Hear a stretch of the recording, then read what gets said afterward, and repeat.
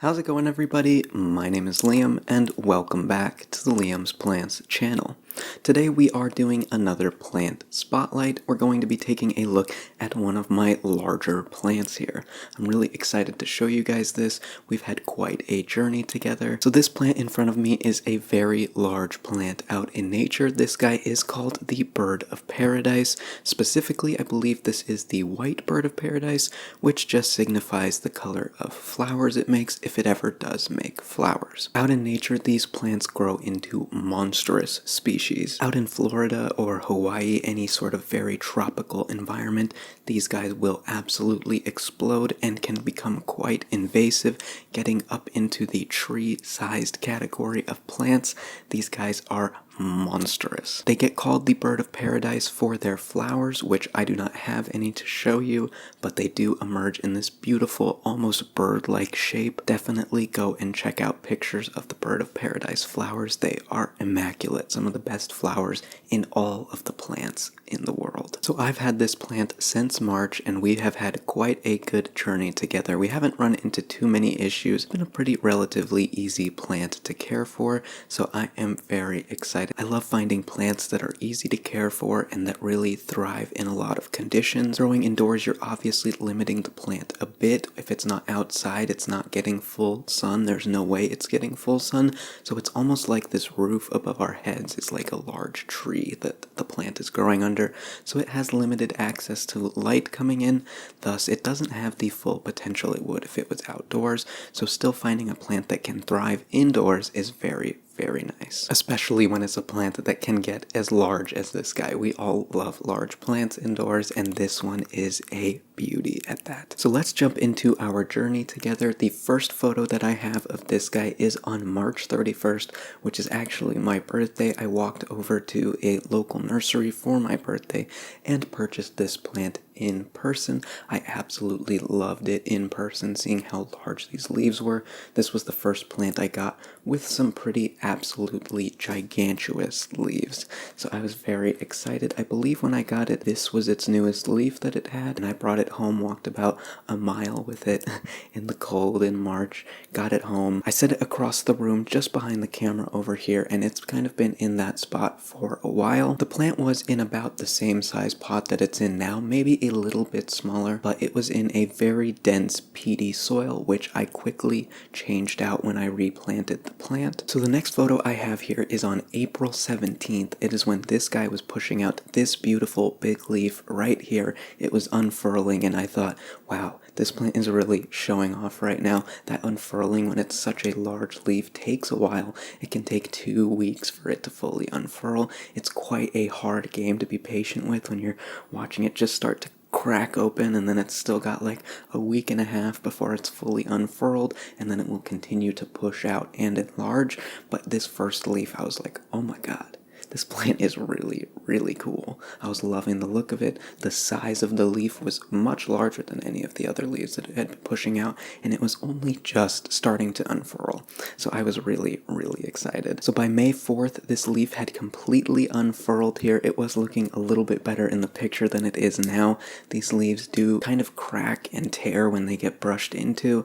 It was in a corner where it was getting kind of like as I would walk past it, so the leaves did end up getting a little bit messed up. I've since moved it to a corner where it doesn't really get any attention. It's not getting walked past or brushed into, so this leaf that it's pushed out has been very pretty and maintained. This leaf got a little bit of damage. Still does look very pretty though. I am very happy with the plant, and at this point it was thriving. What I did though is I planted it into a larger pot. I don't know if you can see that at the bottom of the picture, but the pot is probably twice the size of the pot that it came in and twice the size of the pot that it's in now.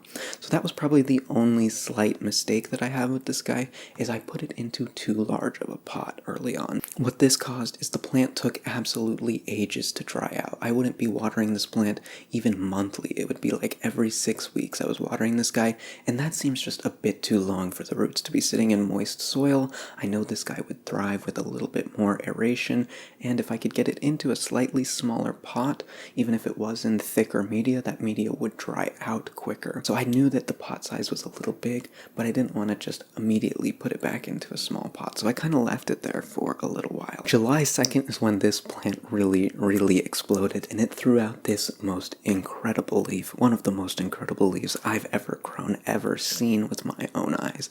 This was just such a beauty to watch unfurl and fully come into fruition. The plant was clearly loving its environment. It was thriving and growing leaves every couple months, which for a plant this size is about average. I wouldn't expect it to be throwing out weekly monstrous leaves like this. This does take the plant quite a bit of energy to create something like this, but the plant was just beautiful at this point. There was so much intricacy and detail now that the leaf had really inflated and begun to get this large size. The plant really became the bird of paradise that I knew and loved. It wasn't just another plant with, I mean, these leaves are nice, but once they start getting way bigger than your hand, you're like, whoa, this plant is really something special. So that is the last photo I took of this plant before now. It is about a couple months after that now, and the plant is still growing. It is, however, moving into the fall-winter seasons here, so growth has slowed down across all of my plants. However, this guy is currently pushing out a brand new leaf. Hopefully you guys can see that down here. I have high expectations for this guy. Hopefully it will be even larger than this amazing leaf. So what I have been doing is flipping this guy. I will rotate it 180 degrees every 3-4 weeks whenever I notice it's maybe tilting just a tiny bit. This plant is used to in nature growing outdoors, so it can tolerate a ton of light, but it is still growing with the light that it's given now, but it is leaning a bit, which showing me that it does need a bit more light, but there's sadly no way I can give it more light. So what I'm doing to prevent the leaning is every couple weeks I will completely flip the pot. That way it gives the plant time to slowly push the other direction instead of just all of the leaves start to angle towards the window, which isn't really what I want. I want a nice full plant, at least on these two sides. I don't need it to be like 360 degrees, but just on these two sides, I'd like it if the leaves could kind of, instead of all going one direction, which is what would happen if I just left it facing one way. That is what I do with most of my plants, but with something this big and amazing, it needs to be a nice full plant. So the only other thing I've done since then is I have put it into this smaller pot. Let's see if I can pick it up here for you guys to see, but this pot is a bit smaller. It is still a large pot, but I think it's a 6-inch pot. It's very deep, but the pot is about the same size as it was when I originally purchased it, so the plant is back into a snugger container. There is probably a good 2 inches of soil room beneath the roots, so it does have plenty of room to expand, but since I've moved it into a chunkier mix and into a smaller pot, I've noticed that I'm watering this guy every week and a half, 2 weeks, which is great. The plant is having enough time to dry out, and this plant has really taken off since then. The leaves feel very full of water, nutrients. They're very sturdy and firm. A lot of leaves can sometimes get a little flimsy and floppy if they're in damp soil or in dry soil, so I think I've really hit a good mix for potting soil. So now that the journey bit of this plant is over, we have kind of dabbled with care throughout, but let's do a couple minutes of just care information for this guy. So as I said, this plant does sit in a corner of my room. It was right over there, but I shifted it to right actually directly behind the camera. If the camera wasn't there, that's where this guy would be sitting. He is about 10 inches away from the south-facing window, and he now, it's winter, not getting as much light, but during the summer, it was getting probably 4 to 5 hours of sun throughout the day, plus all the indirect light throughout the rest of the day. Watering for this guy is pretty simple as well. I do let the pot pretty much completely dry out between waterings, but what I use as an identifier for my plant's water needs is I'll use the stems and the leaves. I do this for a lot of my plants now, but the plant is going to tell you when it needs water. It will physically show signs of needing water. You just have to kind of understand what those signs are. So with this guy, I noticed that the stems they're very full and sturdy right now. They have no give to them, but the stems will have a little bit of give. They may even slightly start to wrinkle a little bit. That's when I really notice that the plant needs water. I'll check each one of the stems from the bottom all the way up to the top, feel them, feel the leaves. If the leaves feel like they're very bendable and flexible, that probably means that it needs water as well. But usually the stems and the leaves will kind of be in unison. When they start to bend, get a little droopy, get a little squishy, not squishy, but a little less firm, that's when I know that it's time to water. With this guy getting so big now, I can't water it in the sink like I do with most of my plants, so I actually, with a lot of my larger plants, have been taking them into the shower, and I will just turn the shower on cold, and I'll let it just dripple over the plant for about 20 minutes, let all the excess water drain out, and then I'll put it back into its spot. This will allow the leaves to get rinsed off by the water, washing off some dust and dirt. Plants this big, you do need to take care of those leaves. They get very dusty and very visibly dusty, so it is another good way to clean off those leaves. I don't have to go around wiping every single one of my plants' leaves like on a weekly basis. That would be exhausting. So in nature, there's nobody out there wiping all these leaves. It's just the rainwater that's just rinsing off the dirt and the dust. And the last care parameter would be the soil. We did talk about that quite a bit. The soil mixture that this guy is currently in is a little different from the rest of my aeroids, as it was repotted before I did a lot of my other repotting. So this guy is in probably about 1 parts perlite, 1 part orchid bark, 1 part leca, 1 part sort of bonsai gritty jack mix, and then probably just about a handful or two of soil, which would be like a peat moss or something of that sort, water retentive.